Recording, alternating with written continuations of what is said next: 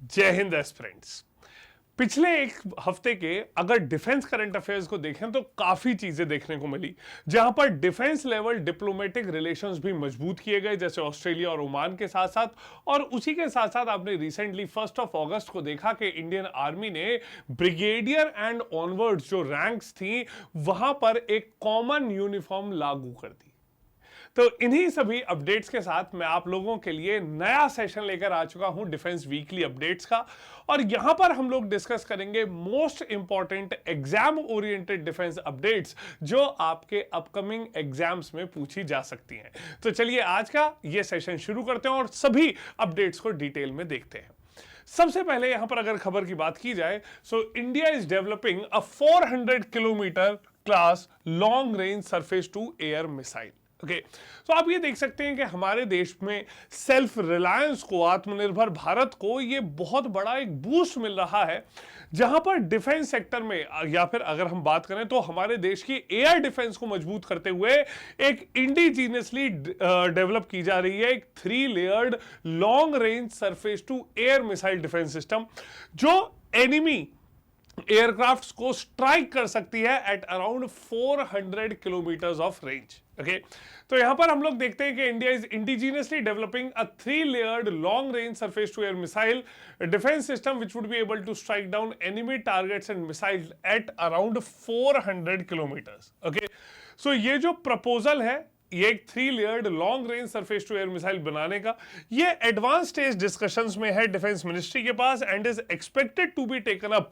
For the clearances soon. तो आप देख सकते हैं कि एक बहुत बड़ा बूस्ट मिलने वाला है देश की एयर डिफेंस सिक्योरिटी सिस्टम को।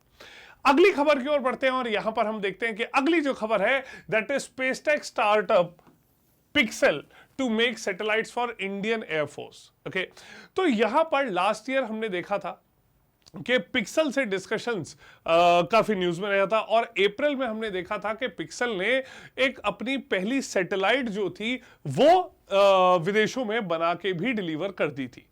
उसी के साथ साथ यहां पर अभी आप ये देख सकते हैं कि जो IDEX प्लेटफॉर्म पे आप ये देख सकते हैं कि यहां पर मिनिस्ट्री ऑफ डिफेंस के द्वारा जो डेवलप किया गया है, वहां पर पिक्सल जो एक बहुत लीडिंग स्पेस टेक स्टार्टअप है, उसे अवार्ड किया गया है एक काफी major grant to develop multipurpose satellites for the Indian air force. Clear? तो आप ये देख सकते हैं कि यहां पर पिक्सल जो है एक बहुत प्रोमिनेंट स्पेस टेक स्टार्टअप है, जिसे सपोर्ट किया जा रहा है काफी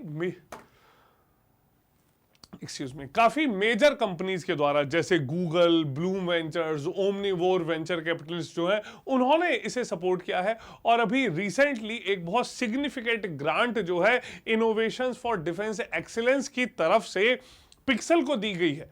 और ये जो ग्रांट है ये पिक्सल को इनेबल करेगा कि वो small multipurpose satellites Indian air force के लिए डेवलप करे, जो किसी प्रकार से देश भर के स्पेस और डिफेंस प्लान्स जो हैं उन्हें एक नया सपोर्ट देगा। क्लियर? आप ये देख सकते हैं कि हमारे देश में जो डिफेंस स्पेस चैलेंजेस हैं उसी के तहत ये ग्रांट दी जा रही है। और ये पिक्सल जैसी एक कंपनी जिसे दिया जाना है, वो अपने आप में हमारे देश की रक्षा की जो फील्ड है उसे काफी यहां पर एनकरेज करेगा, मजबूत करेगा। सो आप देख सकते हैं कि tech startup Pixxel has been awarded a significant grant from IDEX innovations for defence excellence and the grant will enable Pixxel to develop small multipurpose satellites for the Indian air force initially. IDEX initiative जो है ये एक strategic plan है ministry of defence का, जो हर प्रकार से डिफेंस और एरोस्पेस सेक्टर में टेक्नोलॉजिकल इवोल्यूशंस को बढ़ावा दे रहा है। ओके, अगली खबर की ओर बढ़ते हैं। Next prominent news is INS Visakhapatnam reaches Muscat to enhance India-Oman ties. Okay, तो दोनों देशों के बीच में मैरीटाइम पार्टनरशिप को बढ़ाते हुए इंडियन नेवी और रॉयल ओमान नेवी जो है उनके बीच में आप ये देख सकते हैं कि काफी स्ट्रेटेजिक पार्टनरशिप को बढ़ाए जाने की कोशिश की जा रही है। और इसी के तहत एक indigenously built destroyer INS Visakhapatnam जो है वो रिसेंटली ओमान पहुंच चुका है। ठीक है, so it is the lead ship of the first of Indian navy's Visakhapatnam class stealth guided missile destroyer.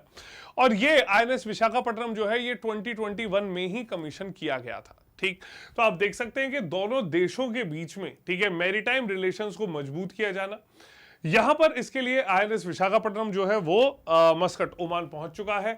INS Visakhapatnam is part of western naval command fleet and is the lead ship of P-15B class which was commissioned in 2021। तो Visakhapatnam class जो stealth missile guided destroyers देखे जाते हैं, उनका lead aircraft ये मान है। Okay, moving ahead, अगले नेक्स्ट न्यूज की ओर बढ़ते हैं। And the next prominent is that Indian army implements common uniform for brigadier and above ranks. Clear, तो आप देख सकते हैं कि एक प्रकार से ये देखा गया कि इंडियन आर्मी में ब्रिगेडियर एंड अबव जो ऑफिसर्स हैं, they hold very very strategic appointments, और ऐसे जो स्ट्रेटेजिक अपॉइंटमेंट्स हैं उसमें सभी के साथ यूनिफॉर्मली रिकॉग्निशन बहुत जरूरी है।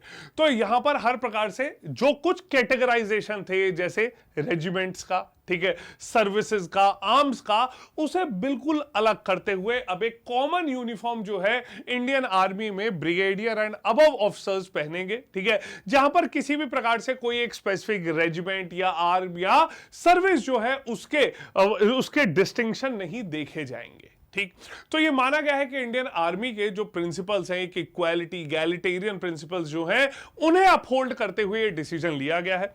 इसके अलावा काफी ऐसे देश हैं, भारत के कुछ पड़ोसी देश भी हैं, जो ये प्रैक्टिस काफी समय से इस्तेमाल कर रहे हैं। ठीक, so going forward, Indian Army has implemented a new common uniform regulation for senior officers with brigadier and above ranks, okay, irrespective of the parent cadre and initial appointment. This move will reinforce common identity and Indian Army's character as a fair and equitable organization. Clear, तो ध्यान में रखा जाए कि जो brigadier and below ranks है, means colonel and below officers जो हैं, उनके यूनिफॉर्म में कोई चेंज नहीं है, चेंज सिर्फ ब्रिगेडियर एंड अबव के यूनिफॉर्म में लाया गया है।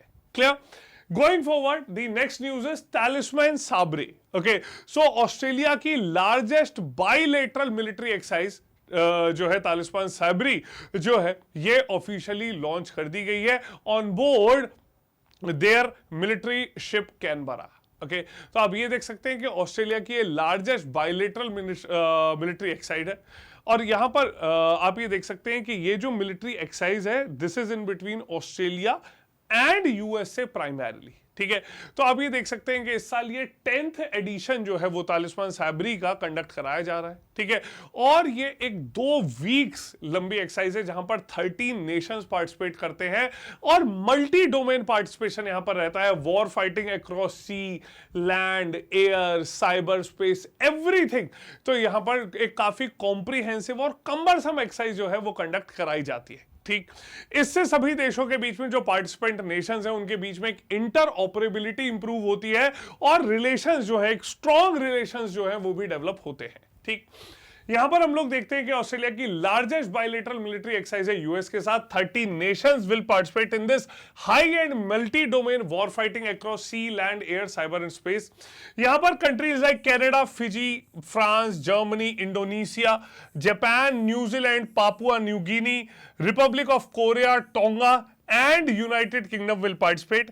इसके साथ साथ इंडिया, फिलीपींस और सिंगापुर जो है वो ऑब्जर्वर कंट्रीज के तौर पर पार्टिसिपेट कर रहे हैं, along with Thailand. Okay, next news की ओर बढ़ते हैं, और अगली जो खबर है that is national martyrs memorial which is unveiled at Jagjivan RPF academy, Lucknow, Uttar Pradesh. Clear, तो यहां पर आप ये देख सकते हैं कि एक रिसेंटली, ठीक है, एक newly constructed national martyrs memorial जो है वो उसका उद्घाटन हुआ है जगजीवन आरपीएफ एकेडमी, लखनऊ, उत्तर प्रदेश में। ओके, तो यहां पर आप ये देख सकते हैं कि ये जो मेमोरियल है and national museum for railway security, ये इसका यहां पर अनावरण किया गया है। काफी बड़े एक स्तर पर ये बनाया गया है। ठीक है, और इसमें जो आरपीएफ के 1000+ मार्टर्स हैं, ठीक है, 1957 से और अब तक, ओके, उन सभी के नाम यहां पर लिखे गए हैं। क्लियर, तो यहां पर रेलवे सिक्योरिटी और रेलवे प्रोटेक्शन फोर्स जो है उसकी रिच हेरिटेज और अचीवमेंट्स को एक्नॉलेज करते हुए ये मेमोरियल बनाया गया है। Okay, next is centralised security control centre for 66 airports under CISF cover. Clear. तो सीआईएसएफ कवर के अंडर जो एयरपोर्ट्स आते हैं उनके लिए अब एक सेंट्रलाइज्ड सिक्योरिटी कंट्रोल सेंटर जो है वो स्थापित किया गया है, ठीक है। So this centre has been established in New Delhi, okay. और जो भी प्रिवेलिंग सिक्योरिटी चैलेंजेस हैं एविएशन के, क्लियर, तो आप देख सकते हैं कि ये एक एविएशन सिक्योरिटी कंट्रोल सेंटर है जिसे एस्टैब्लिश किया है सीआईएसएफ ने न्यू दिल्ली में, क्लियर। और जो मेन एम है कि अभी एविएशन में जितने भी सिक्योरिटी चैलेंजेस हैं उन्हें इफेक्टिवली यहां पर एड्रेस करना मेन एम रखा गया है, क्लियर। तो आप देख सकते हैं कि aviation security control centre has been established by CISF in New Delhi. The primary objective behind this initiative is to effectively address the prevailing security challenges. This aviation security control center will be responsible for monitoring the potential threats and social media activity pertaining to the 66 civil airports currently under CISF. Clear. तो एक centralised aviation security control centre जो real time monitor करेगा और optimum resource utilisation करेगा 24/7 in the sector of aviation security, clear. Lastly यहां पर हम लोग बढ़ते हैं 8th India Australia defence policy talks, okay. तो ये आप ये देख सकते हैं कि 8th India Australia defence policy talks जो हैं वो कंडक्ट कराई जा रही हैं कैनबरा में, ऑस्ट्रेलिया में, okay. So both India and Australia have reviewed the bilateral defence cooperation and explored new initiatives to further strengthen their bilateral defence engagements, clear.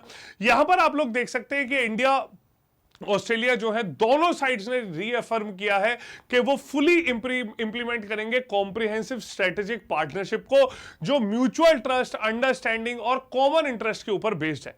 इसके साथ साथ इंडिया ने यहां पर यह भी हाईलाइट किया है कि the potential in the Indian defence industry capacity, जो कैपेबिलिटीज है और वो किस प्रकार से यहां पर ऑस्ट्रेलिया को कोऑपरेट कर सकता है ऑस्ट्रेलिया के मॉडर्नाइजेशन प्लान्स में, आर्म्ड फोर्सेस के मॉडर्नाइजेशन प्लान्स में, उसे भी इंडिया ने बहुत अच्छे तरीके से हाईलाइट किया गया है, clear.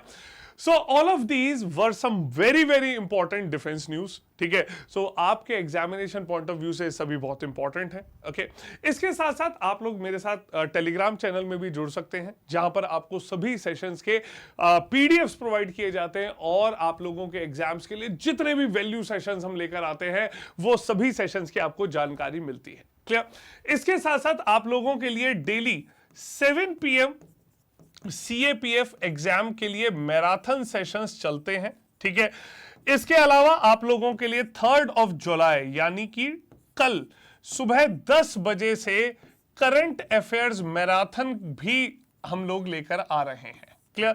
So please do not miss these sessions as these are very very important for your upcoming exams. इसके अलावा अगर आज आप पहली बार इस वीडियो को देख रहे हैं, इस चैनल पर आप आए हैं, please do subscribe to this channel and do not forget to press the bell icon to get all the updates on time. Okay.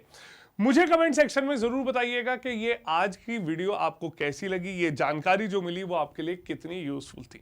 ऐसी ही और उम्दा जानकारियां आपके लिए लेकर आता रहूंगा और सभी एग्जाम्स के लिए भी इंपॉर्टेंट सेशंस आपको मिलते रहेंगे। So will see you all in the next session. जय हिंद।